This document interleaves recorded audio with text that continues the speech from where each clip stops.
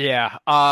Frustration is a key word that sticks out to me. And it wasn't that I, you know, was too dumb to take the test. It wasn't that I didn't care to take the test or write essays or whatever it was.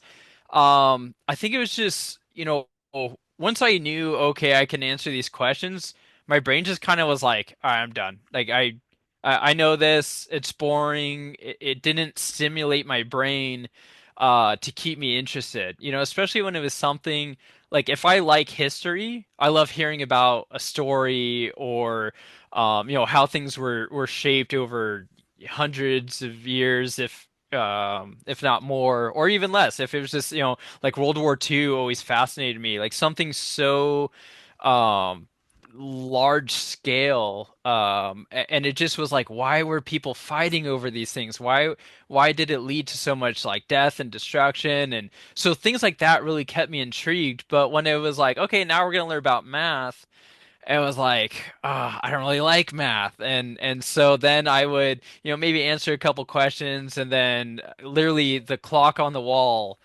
could distract me because it makes a ticking noise, and now I'm listening to the ticks, of the clock every second, and then I hear a car drive by outside. I start thinking about, what kind of dream car do I want? What kind of Ferrari or whatever, and so I really struggled a lot in school with just being able to just like focus on the task at hand, the thing in front of me.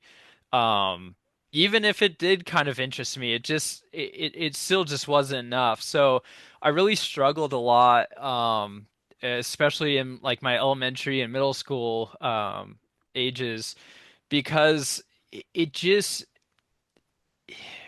when with ADHD, you have that you know this heightened level of energy that you want to just like put into something.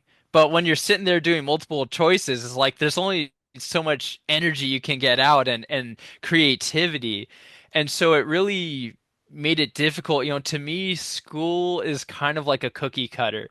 And if you fit the mold, you slide right through and everything looks great. But if you don't fit that mold, it just is kind of like you get discarded to the side, right? And that was, more or less the simple version of my story is just I you have 28 students and me and one other student don't really mesh, so you kind of just like, okay, you two are loud, obnoxious, you're making too many jokes, you're disruptive, so we're gonna push you off to the side so the other kids who are fitting this mold can really thrive